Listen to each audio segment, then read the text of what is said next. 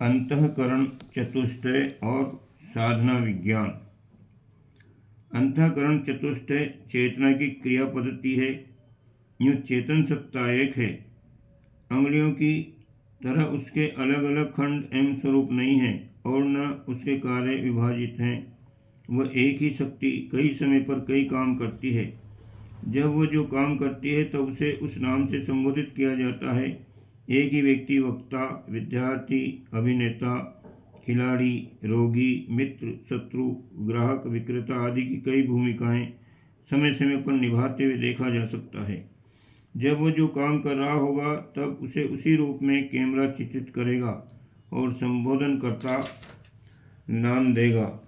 चेतना की चार संज्ञाएं मिलने की बात ऐसी ही समझी जानी चाहिए। उन्हें चार स्वतंत्र सत्ताएं मानने और पृथक पृथक काम करने के लिए नियुक्त नहीं मानना चाहिए। पहला है मन। मन का काम है कल्पनाएं करना। अंतर्वर्ती इच्छाओं एवं अनुभूतों में जहाँ सरसता की अनुभूति का उसे ज्ञान है, उसी परिधि में प्राय मन की उड़ानें उड़ती हैं। आकर्षण के अतिरिक्त दूसरा पक्ष है भय। हानि से आत्मरक्षा भी अग्रगमन और रसास्वादन की ही तरह प्रभाव उत्पादक है। सुख की उपलब्धि और दुख की निवृत्ति एक दूसरे की पूरक है। मन इन दोनों ही ज्वार भाटों में उछलता रहता है। कल्पना के वह अनेक पक्ष और दृश्य उपस्थित करता है जिसके सहारे चेतना की अगली परत बुद्धि को उचित अनुचित का संभव असंभव का निर्णय करने में सुविधा रहे। इन दोनों उभारों के बीच एक विनोदी मनमोजी पक्ष भी है जिसे निरर्थक अस्त व्यस्त कर सकते हैं। एक बार अप्रासंगिक विचार भी उठते रहते हैं।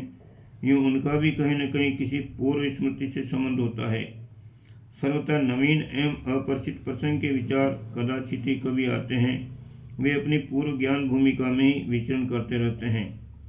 दूसरा तत्व है बुद्धि तत्व। बुद्धि वह तत्व है जिसे विशालकाय विचार क्षेत्र में से उपयोगी अनुपयोगी का निर्णय करना पड़ता है। उसे न्यायाधीश कह सकते हैं। अनेकों गवाहों, वादी, प्रतिवादियों, वकीलों और सिफारिशी लोगों ने अपनी अपनी बातें अपने अपने समय और ढंग से कही होती हैं। न्यायाधीश अपने विवेक से इस जाल जंजाल में से औचित्य तलाश करता है और उसके अनुरूप फैसला करता है। बुद्धि प्राय यही भूमिका निभाती है। उसे स्वार्थ को प्रधानता देनी पड़ती है। सामान्य स्थिति में सत्य और स्वार्थ का समन्वय ही उसकी न्यायिक संहिता होती है। परिष्कृत बुद्धि, जिसे गायत्री मंत्र में धी और तत्व दर्शन में ऋतंबरा कहा गया है, वह स्वार्थ की परिधि से ऊपर उठकर मात्र औचित्य और आदर्श को ही प्रधानता देती है। बुद्धि का स्तर जो भी हो, निर्णय तो उसके अनुरूप ही होंगे, पर काम उसका निर्णय करना ही होगा। तीसरा पक्ष है चित्त। चित्त को निर्धारण कर सकते हैं। मन की कल्पनाओं में से ग्राह्य ठहरा देने का निर्णय करना बुद्धि का काम है, पर आवश्यक नहीं कि वह निर्णय क्रिया रूप में परिणित होने के निश्चय तक पहुंच सकें। आकांक्षा, संकल्प और साहस के समन्वय से ही वह मनोभूमि बनती है जिसमें कुछ करने के लिए कदम उठते हैं। मंजिल पर चलने के लिए अनेक साधन जुटाने पड़ते हैं और अवरोधों को निरस्त करने के अनेक उपाय सोचने पड़ते हैं। इसकी तैयारी किसी सुनिश्चित निर्धारण के उपरांत ही होती है। विचार को प्रयास में परिणित करने वाले संस्थान को व्यवहारिक प्रयोजनों में चित्त कहते हैं।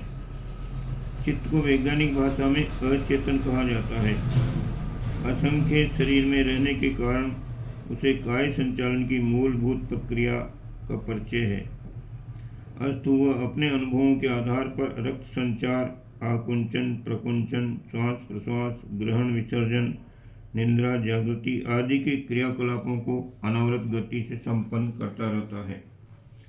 स्वसंचालित एवं अनैच्छिक शरीर संचालन की कार्य सिद्धि इस चित्त संस्थान के माध्यम से ही संपन्न होती रहती है। भले बुरे संस्कार इसी चित्त में जमा रहते हैं। आदतों की जड़ इसी भूमि में घुसी रहती है। तब साधनाओं के उद्देश्य से इस चित्त की दिशा धारा मोड़ने मरोड़ने, भुलाने सिखाने का अति महत्वपूर्ण कार्य संपन्न करके व्यक्तित्व का निर्माण करना ही होता है। चौथा तत्व है अहंकार। अहंकार चेतना की वह परत है जिसमें अपने आपे के संबंध में मान्यताएं जमी रहती हैं। अहंकार का अर्थ घमंड भी होता है, पर तत्व चर्चा में इस शब्द को आत्म अस्तित्व यानी ईगो के संदर्भ में ही प्रयुक्त किया जाता है। तमोगुण का एक अर्थ क्रोधी स्वभाव भी है, पर तत्व चर्चा में उसे आलस्य, प्रमाद, निराशा जैसी चेतनात्मक जड़ता के लिए ही प्रयुक्त किया जाता है। अहम का तात्पर्य स्व सत्ता की अनुभूति का स्तर ही समझा जाना चाहिए। व्यक्ति अपने संबंध में मान्यता स्वयं निर्धारित करता है। इस आधार पर उसकी आकांक्षा उभरती है और दृष्टिकोण बनता है। आस्था, निष्ठा इसी क्षेत्र का उत्पादन है। इसे व्यक्तित्व का बीज भी कह सकते हैं। बाहरी जीवन इसी की प्रतिक्रिया है। आत्म मान्यता के आधार पर ही व्यक्ति की आकांक्षा, विचारना एवं क्रिया को दिशा एवं गति मिलती है। बाहरी जीवन में मनुष्य जैसा कुछ है उसे अंतः स्थिति की प्रतिच्छाया मात्र समझा जा सकता है। योगाभ्यास इसी परत को प्रभावित करने के लिए किए जाते हैं। श्रद्धा और भक्ति के भाव संचार ही अहंता का स्तर बदल सकने में समर्थ होते हैं। चिंतन की इन चारों परतों का समन्वय करने से समग्र ज्ञान साधना का उद्देश्य पूर्ण होता है। इनमें से एकाध का ही उपयोग किया जाए तो बात अधूरी रह जाएगी और विचार शक्ति का जो लाभ मिलना चाहिए वो न मिल सकेगा। कल्पना के आधार पर किसी तथ्य के मानसिक चित्र तैयार किए जाते हैं। जिस प्रकार किसी इमारत के लिए कागजी नक्शे या अच्छी तस्वीर के लिए पेंसिल स्केच तैयार किए जाते हैं, उसी प्रकार कल्पना की तूलिका अभीष्ट प्रयोजन का एक अनगढ़ चित्र तैयार करती है। मन का यही काम है। वह तरह तरह की उड़ानें उड़ता रहता है, आकांक्षाओं के अनुरूप मानस पटल पर तस्वीर बनाता रहता है। अगला काम विवेक बुद्धि का है। वह उसमें से उपयुक्त अनुपयुक्त की काट छाँट करती है। फिल्म खींचते समय कैमरा द्वारा ढेरों फिल्म खींचती है। डायरेक्टर उसमें से उपयुक्त अनुपयुक्त की काट छाँट करता है, बेकार भाग को निकाल कर फेंक देता है और उपयोगी अंशों को इधर उधर से जोड़ गांठ करके उसका कारगर ढांचा खड़ा करता है। बच्चे कुछ भी कहते, कुछ भी करते, कुछ भी मांगते रहते हैं। बड़े उसमें से काम की और बेकाम की बातों का अंतर करते हैं और उनके लिए क्या करना चाहिए इसका निर्णय करते हैं। बुद्धि की कसौटी पर खरे खोटे की परख होती रहती है। कल्पना में से उपयोगी अंश छांट निकालना उसी का काम है। विचारों का कार्यों के साथ चिरकाल तक समन्वय बने रहने से वैसा स्वभाव बन जाता है और अनायास ही उस प्रकार की इच्छा उठने और क्रिया होने लगती है। इसी को संस्कार या चित्त कहते हैं। इच्छा, ज्ञान, अभ्यास, वातावरण, समर्थन आदि अनेक कारणों से जीवात्मा के ऊपर एक आवरण बनता है। यही अहंकार है। यह तो आत्मा से अलग मान्यताओं और गतिविधियों से बना हुआ, पर चेतना के साथ अत्यधिक घनिष्ठ हो जाने से वो उसी का अंश लगने लगता है। सांप की केंचुली या बल्ब के कांच की उसे उपमा दी जा सकती है। इस अहंकार को ही व्यक्तित्व कह सकते हैं। ईश्वर और जीव की पृथकता प्रमुख दीवार यही है। उपासना द्वारा ईश्वर को आत्मसमर्पण करके इसी अहंकार को मिटाया जाता है। तब साधना द्वारा कुसंस्कारों का उन्मूलन और सुसंस्कारों का संस्थापन किया जाता है।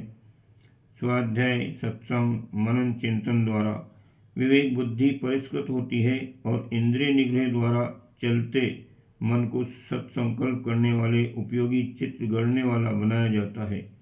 यही है आत्म साधना की पृष्ठभूमि और संक्षिप्त रूपरेखा। ओम शांति।